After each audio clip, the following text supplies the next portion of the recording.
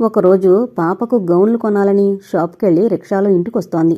Main road వాహనాలతో రద్దీగా ఉంది.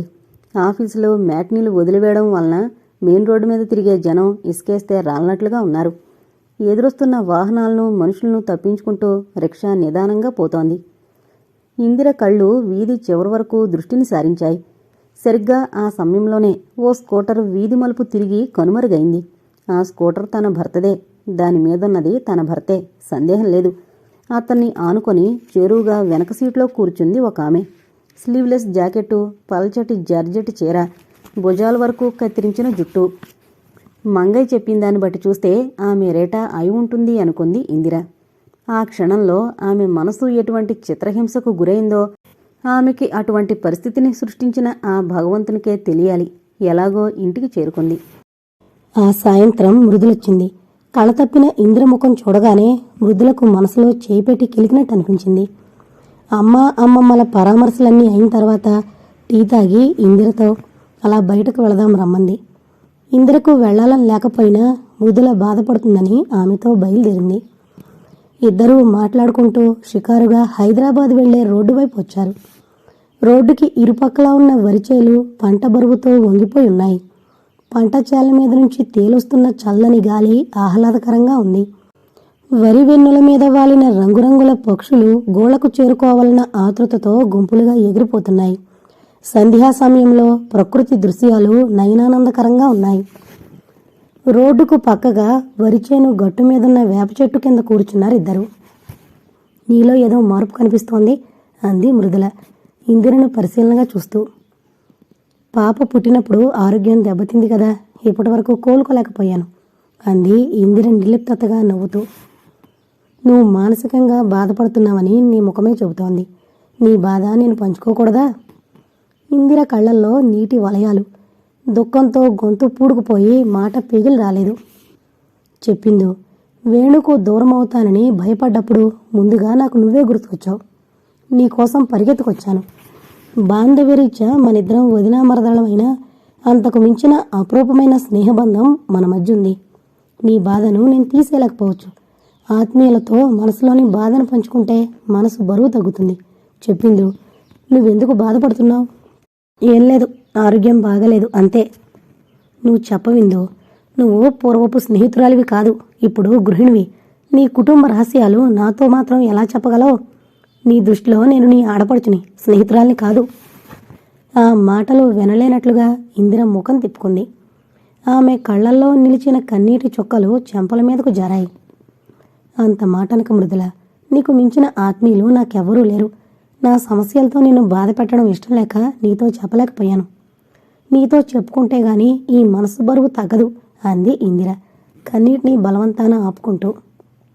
నాకు తెలిసిందో నీ మనసు, నీ బాధను తెలుసుకోవాలని అలా మాట్లాడాను అనునయంగా అంది మృదుల. నేను మీ అన్నయ్యను ఎంతగా ప్రేమించానో నీకు తెలుసు. వైవాహిక జీవితం గురించి నేను కన్న కలలన్నీ నిజమయ్యాయని పొంగిపోయాను.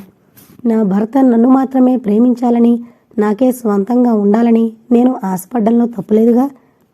మా ప్రేమ వివాహ బంధంతో ముడిపడిన తర్వాత నా బ్రతుకు సార్థకత చెందుతుందనుకున్నాను.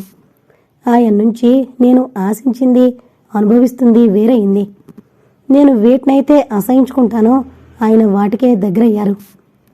రోజూ తాగుతున్నారు. సరదా కోసం తాగుతున్నారని సరిపెట్టుకోగలను. ఆయన ఎంత డబ్బు ఖర్చు చేసినా నేనే ఆయన స్వంతం. నా డబ్బంతా ఆయన ఏం చేసుకున్నా నేను నోరు మెదపను. కానీ ఆయన్ని మాత్రం మరో ఆడదాంతో పంచుకోలేను. ఆయన రేటా అనే వాళ్ళ ఆఫీసులో పనిచేసే టైపిస్ట్తో సంబంధం పెట్టుకున్నారు. అదేమని అడిగితే నేను మగాణ్ణి, నా ఇష్టం, తాగుతాను, తిరుగుతాను, అలా ఇష్టమైతేనే ఉండు, లేకపోతే వెళ్ళు అన్న ధోరణిలో మాట్లాడుతున్నారు. ప్రేమించి పెళ్లి చేసుకున్న నన్ను కాదని నా ఎదురుగానే ఆయన మరో ఆడదాంతో తిరుగుతుంటే నేనెలా బ్రతకగలను? ఆ బాధ, ఆవేశం కోపంగా మారి ఆయన కనిపించగానే నేను మండిపడ్డాం. ఇంటికి రాగానే ఏడుపులు, అరుపులు అంటూ వచ్చిన వెంటనే ఆయన బయటికి వెళ్ళిపోవడం. దాదాపు ఇలా 4 నెలల నుంచి జరుగుతుంది. ఇక మాట్లాడలేనట్టు ఇందిర 2 చేతుల్లో ముఖం దాచుకుని ఏడ్చింది. మృదుల వంగి ఇందిర గడ్డాన్ని చేత్తో పైకెత్తి, అన్నయ్యలో నువ్వు కోరుకునే మార్పు తప్పకొస్తుందిందు. అంతవరకు నువ్వు ఓపిక పట్టాలి. మగవాడి మనసు పాదరసం లాంటిది. అది ఒలికిపోకుండానే చూసుకోవాలి. ఒలికిపోయిన తర్వాత ఒక చోట చేర్చడానికి కొంత టైం పడుతుంది. ఈ విషయం నాకు చూచాయిగా తెలిసింది. నిన్ను అడిగితే నువ్వు బాధపడతావని ఊరుకున్నాను. మీ అన్నయ్యలో మార్పు రావడం అనేది జరగని పని. లేదిందు, తప్పక మార్పు వస్తుంది. అసలు అన్నయ్య అలాంటి పని చేస్తున్నాడని తెలిసినప్పుడు నేను నమ్మలేకపోయాను. మేమిద్దరం కలిసి ఉండడం కంటే ఎవరికి వాళ్ళం వేరుగా ఉండడం మంచిదనుకుంటున్నాను. పక్కలో బాంబు పేలినట్టుగా ఉలిక్కి పడింది మృదుల ఆ మాటకు. నేను మగాణ్ణి అన్న అహంకారంతో అన్నయ్య విరవీగడానికి కారణం మా అమ్మ, అమ్మమ్మ. నువ్వు బుద్ధి చెప్పాల్సింది అన్నయ్యకు కాదు, వాళ్లకు. వాళ్లే అన్నయ్యను చెడగొట్టారు. వాళ్లే కాదు, చాలామంది మగాళ్లలో నేను మగాణ్ణి అన్న అహంకారం రక్తంలో జీర్ణించుకుపోవడానికి కారణం అతని తల్లిదండ్రులే. మన వాళ్ళు ఎవరికైనా ఆడపిల్ల పుట్టింది అనగానే అయ్యో ఆడపిల్ల పుట్టిందా అంటూ సానుభూతి కురిపిస్తారు. ఆడపిల్లను గుండెల మీద కుంపట్లా భావిస్తారు. ఆడపిల్ల మగపిల్లవాడు ఇద్దరూ తాము కన్నబిడ్డలైనా ఇద్దరినీ వేరువేరుగా చూస్తారు. మగపిల్లవాడైతే కట్నం పేరుతో వేలకు వేలు తెస్తాడని, ఆడపిల్ల అయితే వేలకు వేలు తీసుకెళ్తుందని భావిస్తారు. మధ్యతరగతి కుటుంబాల వాళ్ళైతే కొడుకు కూతురు ఇద్దరూ కాలేజీ చదువుకొస్తే ఇద్దరినీ చదివించే స్తోమత లేకపోతే కూతురు చదువు మానిపించి కొడుకును మాత్రం చదివిస్తారు. చిన్నప్పటి నుంచి నేను మగాణ్ణి అన్న అహంకారం తల్లి ఉగ్గుపాలతో రంగరించిపోస్తుంది కొడుక్కి. కొడుకు బయటికెళితే గొప్ప అనుకుంటుంది. కూతురు బయటికెళతానంటే వాడికే, వాడు మగాడు, మగాడితో పాటు నువ్వు కూడా తిరుగుతావా అంటూ కూతుర్ని గదమాయిస్తుంది. ప్రతి విషయంలోనూ ఆడపిల్లను అధపాతాళానికి విసురుతూ మగాణ్ణి అందలమెక్కించి మాట్లాడతారు చిన్నతనం నుంచి తల్లిదండ్రులు. నా చిన్నతనంలో అన్నయ్యతో కలిసి తిరగాలని సరదాగా ఉండేది నాకు. అన్నయ్యతో నీకు పోటీ ఏమిటే అనేది అమ్మ. నువ్వు ఆడపిల్లవు, వాడు మగాడు, వాడు తిరుగుతున్నాడని నువ్వు తిరుగుతావా అని వంత పాడేది అమ్మమ్మ. వాళ్ళిద్దరి పెంపకమే అన్నయ్యలో ఆహాన్ని పెంచింది. స్వతహాగా అన్నయ్యలో అహంకారం లేదిందు. ఒక విధంగా చెప్పాలంటే నేను మగాణ్ణన్న అహంకారంతో అన్నయ్య ఈ పనులు చేస్తున్నాడు కానీ నీ మీద ప్రేమలేక కాదు. ఆ అహాన్ని నీ ముందు నిలబెట్టుకోవాలన్న గర్వంతో అన్నయ్య పతనమవుతున్నాడు. మా చిన్నతనంలోనే మా నాన్నగారు పోవడం వలన అమ్మ, అమ్మమ్మ ఆశలన్నీ అన్నయ్య మీదే పెట్టుకుని బ్రతికారు. అన్నయ్య తప్పు చేసినా సమర్థించేవాళ్ళు. ఒకసారి అన్నయ్య కాలేజీలో చదివేటప్పుడు ఫ్రెండ్స్తో కలిసి సరదాగా ఒక అమ్మాయిని అల్లరి పెట్టాడు. ఆ విషయం నాకు తెలిసి నేను మా అమ్మతో చెబితే అన్నయ్యకు అటువంటి పనులు చేయడం మంచిది కాదని అన్నయ్యకు బుద్ధి చెప్పాల్సింది పోయి వాడు మగాడు, ఇటువంటి పనులు వాడు చేయకపోతే నువ్వు చేస్తావా అని నన్ను చివాట్లు పెట్టింది. ఇందు, అన్నయ్యను అలా పెంచడం వాళ్ళ తప్పు. నువ్వు ఓర్పుతో అన్నయ్యలోని ఆహాన్ని పోగొట్టుకుని నీ కాపురాన్ని నువ్వు చక్కదిద్దుకోవాలి. నా మాట వినిందు. అన్నయ్య నువ్వు దూరం కావడం నేను భరించలేను. అలా జరిగితే అమ్మకు గుండెగిపోతుంది. అన్నీ తెలిసిందానివి ఇలా ఆలోచించడం మంచిది కాదు. అన్నయ్య మనసు వెన్నలాంటిది, అది నీ కన్నిటికీ కరిగిపోతుంది. మాటలతో రెచ్చగొడితే అహంకారంతో విర్రవీగుతాడు. నిదానంగా నచ్చజెప్తే తన తప్పు తాను తెలుసుకుంటాడు. నాకు ఆశ లేదు. మా ఇద్దరి మధ్య దూరం రోజు రోజుకు పెరుగుతుందే గాని తరగడం లేదు. సంసారం అన్నాక ఇటువంటి ఆటుపోట్లు వస్తూ ఉంటాయి, పోతూ ఉంటాయి. అన్నింటినీ సమానంగా ఎదుర్కొనే గుండె నిబ్బరం కావాలి. నువ్వే ఇంత నిరాశను పెంచుకుంటే ఎలా? మనోధైర్యంతో అన్నయ్యలో మార్పు తీసుకురావాలి. నువ్వు చూపించే కోపం అన్నయ్యలో నిరసన భావాన్ని పెంచుతుంది. నువ్వు సంతోషంగా ఉండాలి. అన్నయ్యను సంతోషపెడుతూ నిదానంగా మార్పు తీసుకురావాలి. నన్ను సంతోషంగా ఎలా ఉండమంటావు? నా భర్త తాగుబోతైనందుకు సంతోషంగా ఉండమంటావా? నా ఎదురుగానే మరో ఆడదాంతో తిరుగుతున్నందుకు సంతోషించమంటావా? ఏం చూసుకుని నేను సంతోషంగా ఉండగలను? సంసార విషయాలు నీకు తెలియనివి కాదు. ఏదైనా నిలుపుకోవడం ఎంత కష్టమో తెంచుకోవడం అంత తేలిక. ఒక అందమైన అద్దాల మేడ కట్టాలంటే ఎంతో డబ్బు వెచ్చించాలి, ఎంతో శ్రమ పడాలి. కానీ దాన్ని పగలగొట్టాలంటే ఒక్క నిమిషం చాలు. నేను ఆడదాన్నే. మనసు చంపుకొని అన్నయ్య కాళ్ళు పట్టుకుని వేలాడమని నేను చెప్పను. అన్నీ చీకటి రోజులు ఉండవు. అలా అని అన్ని రోజులు వెన్నెల రోజులు కాదు. వెన్నెల తర్వాత చీకటి, చీకటి తర్వాత వెన్నెల రావడం ప్రకృతి ధర్మం. ఋతువులు మారినట్లుగా ఒక్కోసారి మనిషి మనసులో కూడా మార్పు రావడం సహజం. కృత్రిమంగా వచ్చే ఆ మార్పు ఎంతో కాలం నిలవదు. చాలాసేపు ఆ విషయాన్ని గురించే మాట్లాడుకుంటూ కూర్చున్నారు. రాత్రి 7 గంటలకు ఇందిరను ఇంటికి పంపించి తను ఇంటికి వెళ్ళింది మృదుల. ఒక వారం నుంచి రేటా ఇంటికి వెళ్ళడం లేదు విజయ్. ఇందిర ధోరణి విసుగ్గా ఉంది. మనస్సు రేటా ఇంటి వైపు లాగుతోంది. రేటా ఇంటికి బయలుదేరాడు. అతను వెళ్ళేసరికి ఆమె ఎక్కడికో వెళ్ళడానికి తయారైంది. విజయ్ను చూడగానే బహుకాల దర్శనం, రండి కూర్చోండి అంది. విజయ్ సోఫాలో కూర్చున్నాడు. అలసటగా ఉన్న అతన్ని చూసి, మీ అలసట ఎలా దూరం చేయాలో నాకు తెలుసు అంటూ లోపలికెళ్ళి బాటిల్స్ తెచ్చి ఓపెన్ చేసి గ్లాసులు నింపింది. గ్లాసు తర్వాత గ్లాస్ చొప్పున తనను తాను మరిచిపోయే వరకు తాగాడు. అతని నిషా కళ్లకు రేటా అప్సరస్లా కనిపిస్తోంది. అన్నీ మరిచిపోయి ఆవేశంగా ఆర్తిగా ఆమెను ఆక్రమించుకున్నాడు. అతని చేతుల మధ్య నలిగిపోతోంది రేటా. సోఫాలో వెనక్కి వాలి కూర్చున్నాడు. అతని భుజం మీద తలవాల్చి గోముగా అతని కళ్ళలోకి చూస్తూ, ఈ నెలలో నాకు 2000 కావాలి అంది రేటా. రేపు సాయంత్రానికి ఇస్తాను ఆమె భుజం మీద చెయ్యేస్తూ అన్నాడు. ఏమండి గారంగా పిలిచింది. నాకు వినిపిస్తూనే ఉంది, చెప్పు. 4 రోజులు సెలవు పెట్టి మన ఇద్దరం ఎక్కడికైనా వెళదామండి. ఎక్కడికి వెళతావు? వెళతాను కాదండి, మన ఇద్దరం కలిసి వెళదాం. హాయిగా ఏ కాశ్మీరో కొడైకనాలో వెళదాం. 10,000 ఖర్చు అవుతాయి. అంతకు మించిన ఆనందం పొందుదాం. రేటా మాటలతో విజయ్ నిషా దిగింది. నీకు డబ్బు కావాలంటే అడుగు, ఇస్తాను. అంతేగాని ఇటువంటి పిచ్చి కోరికలు ఎప్పుడు కోరకు. కొరడాతో చెళ్ళున వెన్ను మీద చెరిచినట్లు అనిపించింది రేటాకు. ఆమె కళ్ళల్లో నీళ్లు తిరిగాయి. ఆమె ముఖం చూడగానే జాలేసింది విజయ్కు. ఇంత ఆనందాన్ని, తృప్తిని తను కోరుకోకుండానే అందిస్తున్న ఆమెను సంతోషపెట్టకపోగా బాధ పెట్టానే అని బాధపడ్డాడు. విజయ్ అందరిలాంటి వాడు కాదు. అతను శారీరకంగా నాతో సంబంధం పెట్టుకున్నా అతని మనసులో మాత్రం ఇందిరకు తప్ప ఇంకెవరికీ చోటు ఉండదు అనుకుంది రీటా. సారీ రీటా, నా విషయం నీకు తెలుసు. ఇలా అన్నానని ఏమనుకోవద్దు అంటూ తను అక్కడే ఉంటే రీటా కన్నీటికి జాలిపడి ఆమె కోరికను అంగీకరించవలసి వస్తుందేమోనన్న భయంతో లేచి ఇంటికి బయలుదేరాడు. మృదులకు గర్భిణి 5వ నెల. ఇందిర మృదులను తీసుకొచ్చి ఘనంగా శ్రీమంతం జరిపించి పట్టుచీర జాకెట్టు పెట్టింది. వేణుకు భోజనానికి ఇబ్బందని 3 రోజుల నుండి వెళ్ళమంది. ప్రతి సాయంత్రం మృదుల, వేణు వచ్చి వెళుతూనే ఉంటారు. మృదుల ఒంటరిగా వేవిళ్లతో ఇబ్బంది పడుతుందని ఆమెకు తోడుగా మా అమ్మ మృదుల వాళ్ళ ఇంట్లో ఉంటోంది. ఎంత ప్రయత్నించినా భర్త రేటాతో సంబంధం పెట్టుకున్న విషయాన్ని మర్చిపోలేకపోతోంది ఇందిర. భర్తకు భారీగా ఆనందాన్ని పంచవలేకపోతోంది. పాపతో తను వేరుగా పడుకుంటుంది.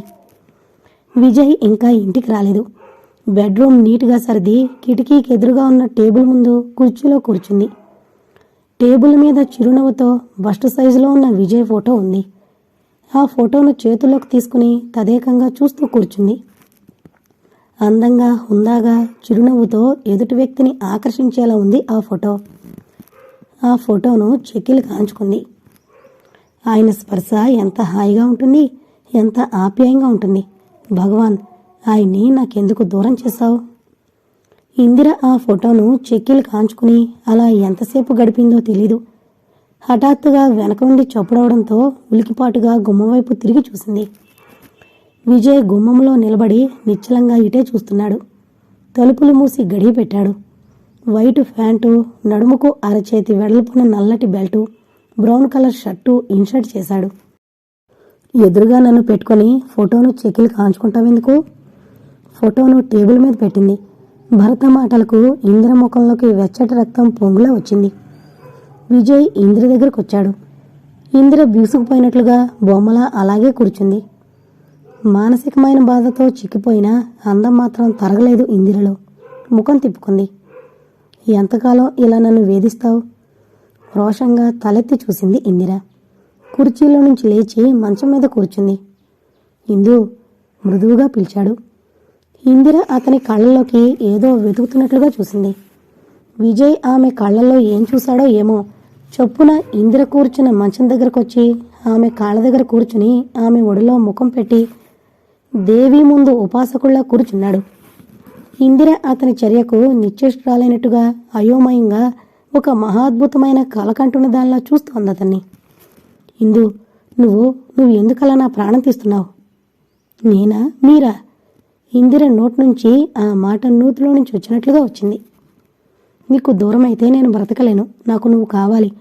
నువ్వే నన్ను నీకు దూరం చేస్తున్నావు. నువ్వు నా ప్రాణం. ప్లీజ్ ఇందు, నువ్వు నన్ను తిరస్కరించుకో. అతని మాటలు ఆవేశంగా ఉన్నాయి. వెర్రిదాల్లా కళ్ళప్పగించి చూస్తోంది ఇందిర. అతను హఠాత్తుగా లేచి ఇందిర పక్కన కూర్చుంటూ, ఇందు, నీలో ఏదో ప్రత్యేకత ఉంది. నీ ప్రేమలో ఏదో మత్తుంది. నీకు దూరంగా నేను గడపలేనని తెలుసుకున్నాను. నన్ను క్షమించి నీ వాడిగా అంగీకరించిందో చెప్పిందో. ఆమె ఛాతి మీద అతని తల అసహనంగా అటు ఇటు కదులుతోంది. హఠాత్తుగా పెనుగాలి వీచి నిర్మానుష్యమైన అడవిలోకి విసిరేసినట్లుగా ఉంది ఇందిరకు. ఆమె మనసు పనిచేయడం లేదు.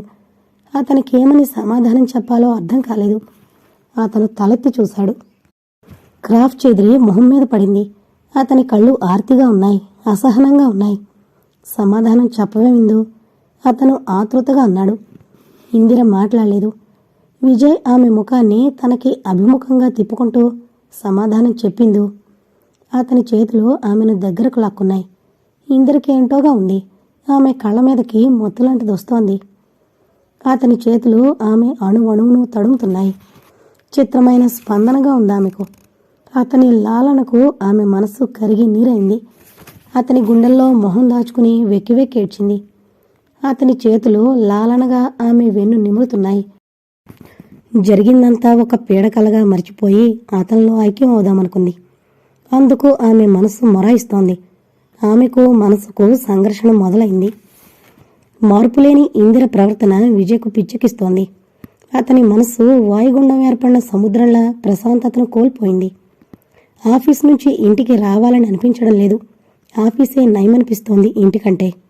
ఇంటికి రాగానే టిఫిన్ ప్లేటు, టీ కప్పు ముందు పెట్టి వెళ్ళిపోతుంది. మాట్లాడదు. అతను మాట్లాడించినా అడిగిన దానికి సమాధానం చెబుతుంది, అంతే. అంతకు ముందులా తను టిఫిన్ తింటుంటే ఎదురుగా కూర్చుని కబుర్లు చెప్పడం లేదు. తనతో కలిసి భోజనం చేయడం లేదు. ఆఫీస్కి వెళ్ళేటప్పుడు ముద్దిచ్చి పంపించడం లేదు. మధుర స్వప్నంగా గడిచిపోతున్న సాంసారిక జీవితంలో పెద్ద మార్పు వచ్చింది. రీటా శారీరక అవసరాలు తీరుస్తున్నా ఆ సుఖం నిజమైన తృప్తిని, ఆనందాన్ని ఇవ్వడం లేదు. ఇందిరతో అనుభవం హాయిగా మొత్తుగా ఉంటుంది. ఆ అనిర్వచనీయమైన ఆనందాన్ని ఒకరితో ఒకరు పంచుకోవడం మరుపురాని అనుభూతి. ఆమెతో ఏకమైనప్పుడు నా ఉనికినే మరిచిపోయి ఆమెతో ఐక్యమైపోయినట్టుగా మనసు ఆనందపు టంచుల మీద విహరిస్తుంది. రీటాతో అనుభవం ఏమాత్రం స్పందన, తృప్తి అనే సున్నితమైన శృంగార భావాలు లేకుండానే సృష్టికార్యం జరిగిపోతుంది. ఆలోచనలతో సతమతమవుతూ అర్ధరాత్రి దాటిన దాకా లాన్లోనే కూర్చున్నాడు విజయ్. వాళ్ళ అమ్మగారికి జ్వరంగా ఉందని ఆమెను చూడ్డానికి పుట్టింటికి వెళ్ళింది ఇందిర. ఉదయం 7 గంటలకు మెలకు వచ్చిన విజయ్ అలవాటు ప్రకారం ఇందు అని పిలవబోయి ఇందిర రాత్రి వాళ్ళ పుట్టింటికి వెళ్ళిందన్న విషయం గుర్తుకొచ్చి ఆ ప్రయత్నం విరమించుకున్నాడు. బద్ధకంగా లేచి బ్రష్ కోసం వెతికాడు. అరగంట సేపు వెతికినా కనిపించలేదు. విసిగెత్తి వాళ్ళ అమ్మగారిని అడిగితే, నిన్న మొహం కడుకుని ఎక్కడ పెట్టావు చూడు అంటూ వంటింట్లో నుంచే సమాధానం చెప్పింది. చివరకు బాత్రూంలో కనిపించాయి. కాలకృత్యాలు తీర్చుకుని వచ్చేసరికి డైనింగ్ టేబుల్ మీద టిఫిన్ తయారుగా పెట్టేది ఇందిర. విజయ్ మనసు బరువుగా మూలిగింది. టిఫిన్ కోసం డైనింగ్ టేబుల్ దగ్గరకు వచ్చేసరికి గదంతా నానా బీభత్సంగా ఉంది. ఈ పూటకు హోటల్లో టిఫిన్ చేయి బాబు అంది విజయ్ అమ్మగారు. అలాగే అంటూ బట్టలు మార్చుకుని ఆఫీస్కు బయలుదేరాడు. బయటకు వచ్చిన తర్వాత బట్టలు చూసుకుంటే నలిగున్నాయి. ఒకసారి ఇస్త్రీ చేసిన బట్టల్ని తను ఒకరోజే వేసుకుంటాడు. అలా ఏ రోజుకు ఆ రోజు ఇస్త్రీ బట్టలు వేసుకోవడం ఇందిర అలవాటు చేసింది. ప్రతిరోజు తను స్నానం చేసొచ్చేసరికి ఆ రోజు ఏ కలర్ ప్యాంటు మీద ఏ కలర్ షర్టు వేసుకోవాలో తనే నిర్ణయించి బీరువాలో నుంచి ఇస్త్రీ బట్టలు తీసి అందిస్తుంది. నలిగిన బట్టలతోనే ఆఫీస్కు వెళ్ళాడు. అందరూ తనను కొత్తగా చూస్తున్నారనిపించింది విజయ్కు. రాత్రి 8 గంటలకు ఇంటికి వచ్చాడు. మాడిపోయిన బంగాళదుంప వేపుడు, ఉప్పులేని చారు, కొబ్బరి చట్నీ. ఆ కూరల రంగులు చూస్తుంటేనే ఆకలి చచ్చిపోయినట్లు అనిపించింది విజయ్కు. వాళ్ళ అమ్మగారు బాధపడుతుందని ఎలాగో భోజనం అయిందనిపించి కంచం ముందు నుంచి లేచాడు. ఇంటికి వచ్చేసరికి ఇంట్లో ఇందిర కనిపించకపోయేసరికి మనసంతా శూన్యంగా దిగులుగా ఉంటుంది విజయ్కు. ఇందిర వాళ్ళ పుట్టింటికి వెళ్ళి 3 రోజులైంది. ఇందిర వెళ్ళిన తర్వాత ఒక్క పూట కూడా కడుపు నిండా భోజనం చేయలేదు. తల్లి లాలనకు తల్లి ఒడికి దూరమైన పసిపిల్ల తల్లి మీద బెంగతో ఎలా తల్లడిల్లిపోతుందో, తల్లిని చేరుకోవాలని ఎంతగా తప్పించిపోతుందో విజయ్ మనసు అలా ఉంది. ఇంట్లో ఉండాలనిపించలేదు. ఆ రోజు ఆదివారం కావడంతో ఆఫీస్ లేదు. మరీ బోరుగా ఉంది విజయ్కు. చికాగ్గా ఉన్నప్పుడు రీటా ఇంటికెళితే శరీరాన్ని మరిపించే విస్కీ నిష, మనస్సును మరిపించే ఆమె నిష రెండూ అందుబాటులోకి వస్తాయి. అతని స్కూటరు రీటా ఇంటి ముందు ఆగింది. అలవాటు ప్రకారం రీటా చిరునవ్వుతో స్వాగతం పలికింది. వరండాలో నుంచి బెడ్రూమ్లోకి అడుగు పెట్టారు. రీటా స్విచ్ వేసింది. గదంతా తెల్లటి ట్యూబ్ లైట్ కాంతి పరుచుకుంది. ఆ లైటు వెలుగులో ఎల్లో కలర్ చీరలో రతీదేవిలా మెరిసిపోతోంది రీటా. ఆమెను కాంక్షగా హృదయానికి హత్తుకున్నాడు. మనది విడదీయలేని అనుబంధం అన్నట్టుగా ఒకరినొకరు అల్లుకుపోయారు. రీటా, ఇలా ఎంతకాలం? ఆమె ముంగురులు సవరిస్తూ అడిగాడు. సాగినంతకాలం అంది రీటా మొత్తుగా నవ్వుతూ. నిన్ను నా స్వార్థానికి ఉపయోగించుకుంటున్నానని నాకెంతో బాధగా ఉంటుంది రీటా. ఆమె చెక్కిల మీద చూపుడు వేలుతో రాస్తూ అన్నాడు. మీకెందుకండి బాధ? కళ్ళు విప్పార్చుకుని చూస్తూ అడిగింది. నిన్ను నా అవసరానికి ఉపయోగించుకుంటున్నందుకు. అలా ఎందుకు అనుకోవాలి? అనుకోకుండా ఉండలేక గలగలా నవ్వింది రీటా ఆ మాటకు. మీరెంత అమాయకులండి. ఒక విషయం చెప్పనా? తప్పు చేశాను అన్న ఫీలింగ్ నాకు ఎంతవరకు ఎప్పుడూ రాలేదు. నేను సెక్స్ను పాపం అనుకోను. మనిషిని మనిషి దోచుకు తింటున్నాడు. ఆఫీసుల్లో ఆఫీసర్ లంచాలు తీసుకుంటున్నాడు. ఎన్నో అవినీతి పనులు, పాపపు పనులు చేసే చాలామంది కంటే నేను చేసేది పాపం కాదు. నాకు కావాల్సింది నన్ను మేడల్లో ఉంచగలిగేవాడు, కారుల్లో తిప్పగలిగేవాడు కాదు. హోదా, డబ్బు, దర్జా పుష్కలంగా ఉన్నవాడు కాదు. నన్ను శారీరకంగా, మానసికంగా సుఖపెట్టగలిగిన మగవాడు కావాలి. పెళ్లి వయసు దాటిపోతున్నా పెళ్లి చేసుకోవాలన్న ఆలోచన నాకు ఇంతవరకు రాలేదు. తృప్తిగా నాకు కావాల్సింది నేను అనుభవిస్తున్నప్పుడు పెళ్ళెందుకు? అంది రీటా చిరునవ్వుతో. రీటా మాటలు వింటుంటే ఆశ్చర్యంతో విజయ్ కళ్ళు వెడల్పయ్యాయి. చాలా రాత్రి గడిచిన తర్వాత ఇంటికి చేరుకున్నాడు. నిశ్శబ్దంగా ఉన్న వాతావరణాన్ని చూసి ఇందిర ఈరోజు కూడా ఇంటికి రాలేదనుకున్నాడు. ఇందిర లేకుండా బెడ్రూమ్లో పడుకుంటే నిద్ర పట్టడం లేదు. అందుకని ఆరు బయట మంచం వేసుకుని పడుకున్నాడు. ఒంటరిగా పడుకున్న అతని ఆలోచనలు కందిరీగల్లా ముసురుకున్నాయి. రీటా అందమైన గాజుబొమ్మ.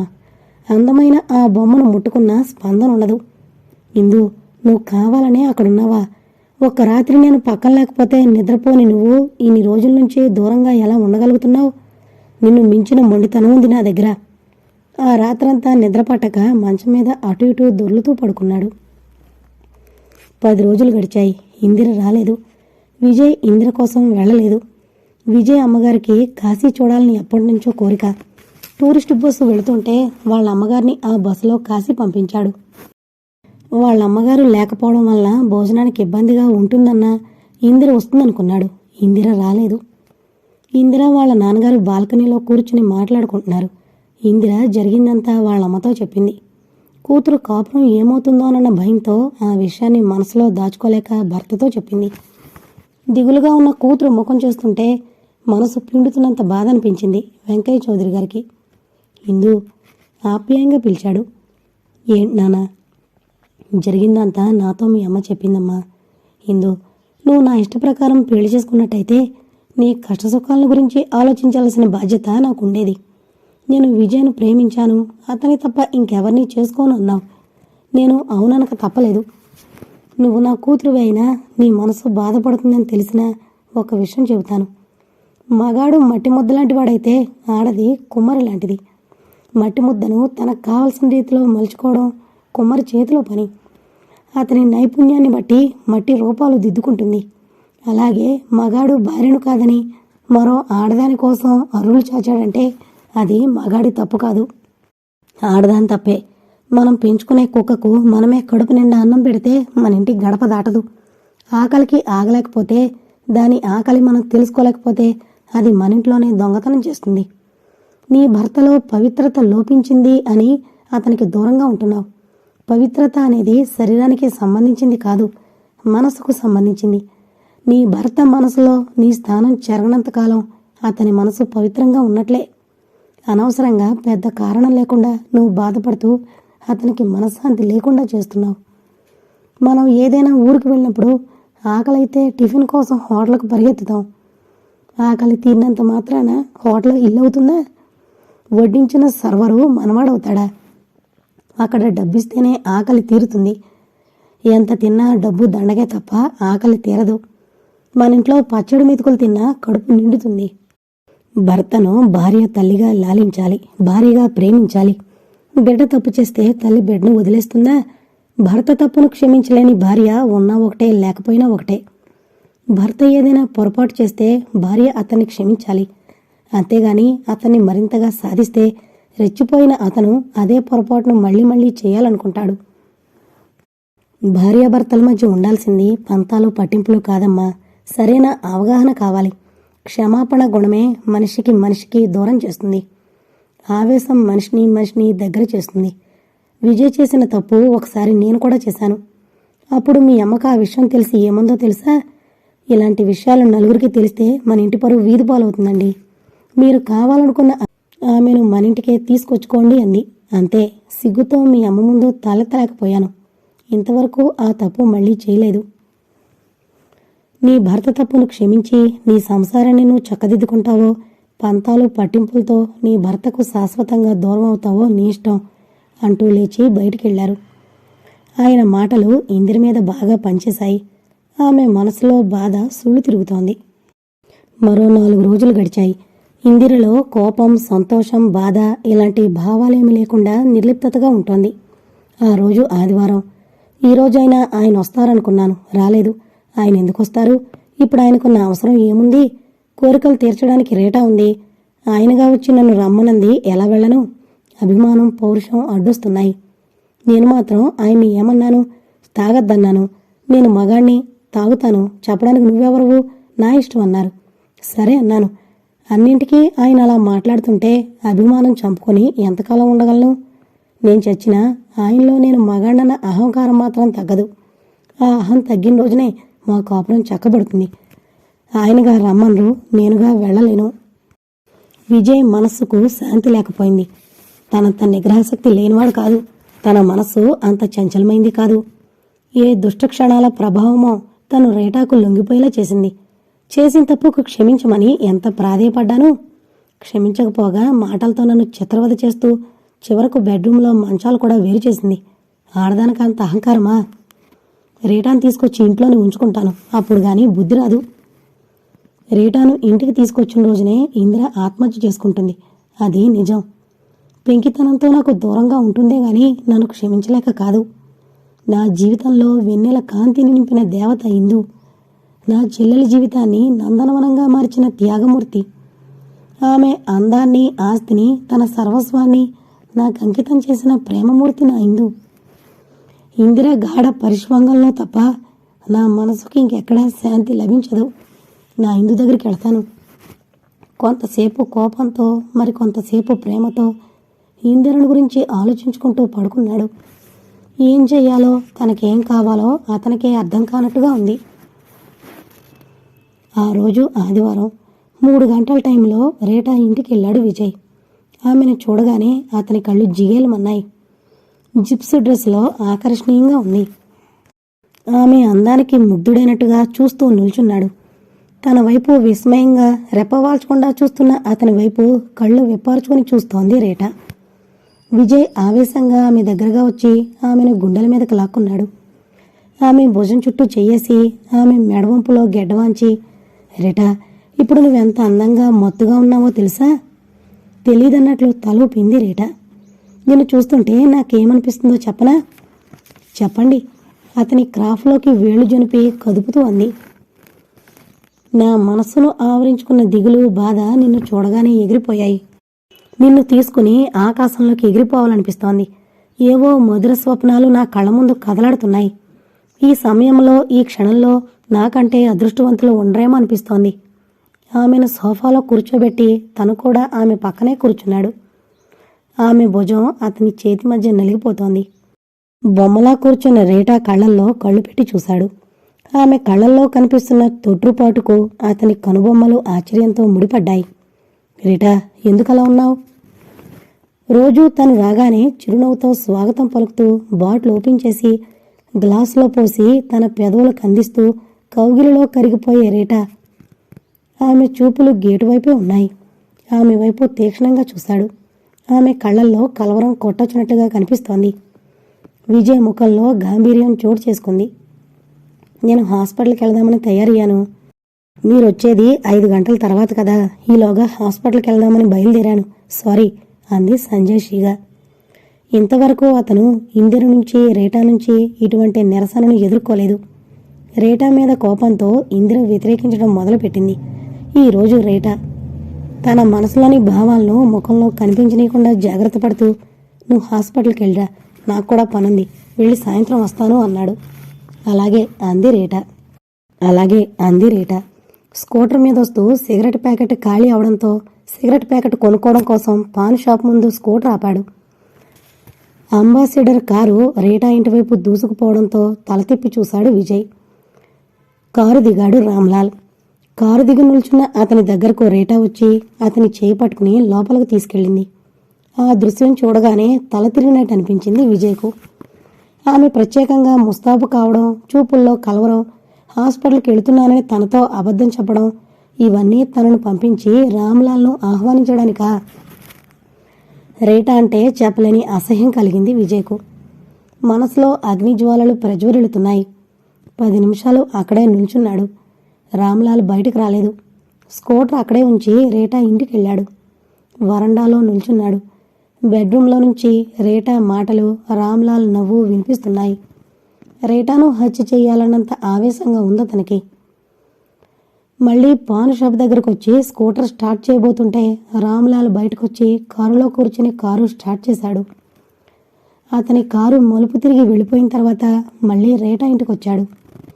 విజయ్ను చూడగానే రేటా కరెంట్ షాక్ తిన్న మనిషిలా కదలక లేకుండా కొయ్యబారిపోయింది. జుట్టు రేగిపోయింది, బట్టలు నలిగిపోయాయి, మేకప్ చెరిగిపోయింది. విజయ్ చూపులు ఆమె శరీరంలోని ప్రతి భాగాన్ని తడుముతున్నాయి. హాస్పిటల్కి వెళుతున్నానని నాతో అబద్ధం చెప్పింది రామ్లాల్తో సరసాలాడడానికి కదూ. నన్నెందుకు మోసం చేశావు? నీకు డబ్బు కావాల్సినప్పుడల్లా వేలకు వేలిచ్చాను. చీరలు కావాలంటే గుట్టలుగా నీ ముందు పడేశాను. నువ్వేం కోరితే అది ఇచ్చాను. అయినా నువ్వు నన్ను మోసం చేశావు. ఎందుకు? డబ్బు కోసమేనా? అది నన్నే అడిగితే రూపాయి నోట్లతో నీకు అభిషేకం చేసేవాణ్ణి. మరెందుకు నన్ను మోసం చేశావు? సమాధానం చెప్పు. కోపంతో విజయ్ కళ్ళు చింతనిప్పుల్లా ఉన్నాయి. ఆవేశంతో పిడికిళ్ళు బిగుసుకున్నాయి. రేటా తొట్రుపడలేదు, భయపడలేదు. తను అబద్ధం చెప్పి విజయ్ను నమ్మించలేననుకుంది. అతని వాలకాన్ని బట్టి అర్థమవుతోంది జరిగిందంతా అతనికి తెలిసిపోయిందని. అతన్ని బుకాయించడం కంటే ధైర్యంగా నిజాన్ని ఒప్పుకోవడమే మంచిది. అయినా అతన్ని చూస్తుంటే నోరు మెదపడానికి ధైర్యం చాలడం లేదు. అతన్ని చూస్తూ కదలక లేకుండా అలాగే నిల్చుంది. రాక్షసి, నీ వలలో చిక్కుకుని దేవతలాంటి నా భార్యకు దూరం అయ్యాను. నువ్వు మనిషివి కాదు, కామ పిశాచానివి, పచ్చని కాపురాల్లో చిచ్చుపెట్టే దుర్మార్గురాలివి. ఇప్పటికి ఎంతమంది కాపురాలు పాడు చేశావు? ఇంకెంతమంది కాపురాల్ని పాడు చేస్తావు? నాకంటే లక్షాధికారైన రామ్లాల్కు వల విసిరావు. ఆ పిచ్చాడు నీ వలలో చిక్కగానే నన్ను వదిలించుకోవాలనుకుంటున్నావు. రేపు అతన్ని మించిన లక్షాధికారి కనిపిస్తే వాడికే నీ అందాన్ని ఎరవేస్తావు. ఎన్నో చేతులు మారిన నీకోసం నా మీదే ప్రాణాలన్నీ పెట్టుకునే ఇందుకు అన్యాయం చేశాను. నిన్నేం చేసినా పాపం లేదు అంటూ రేటాకు దగ్గరగా రాబోతున్న విజయ్ను తీక్షణంగా చూస్తూ, ఆగు అంది కోపంగా. నేను నీకు అన్యాయం చేశానా? మిస్టర్ విజయ్, సెక్షన్ గురించి నా అభిప్రాయం నీకు ముందే చెప్పాను. ఇలాంటి న్యూసెన్స్ భరించలేకే నేను పెళ్లికి దూరంగా ఉన్నాను. గురువిందలా మాట్లాడుతున్నావు. ఇప్పుడు నువ్వు నన్ను అడిగిన మాటలు నీ భార్య నిన్ను అడిగితే ఏమని సమాధానం చెబుతావు? నాకు డబ్బు, చీరలు అన్నీ ఇచ్చినా నేను మోసం చేశానన్నావు. నీ భార్య నీకు అంతస్తునిచ్చింది, నీకు ఆనందాన్నిచ్చింది, నీకు వారసులనిచ్చింది. మరి నువ్వు ఆమెనెందుకు మోసం చేశావు? ఏం తక్కువ చేసిందని ఆమెకు అన్యాయం చేశావు. నీ భార్య మాత్రం సీతా సావిత్రిలా ఉండాలి, నువ్వు మాత్రం శ్రీకృష్ణుల్లా ఉండాలా? నీకో న్యాయం, నీ భార్యకో న్యాయమా? నువ్వు నాకు కట్టుకున్న మొగుడు కాదు, నీకే నేను కట్టుబడి ఉండడానికి. అగ్నిసాక్షిగా పెళ్లి చేసుకున్న నీ భార్యకే నువ్వు కట్టుబడి ఉండలేకపోయావు. ఏ బంధము లేని నీకెందుకు నేను బందీగా ఉంటాను?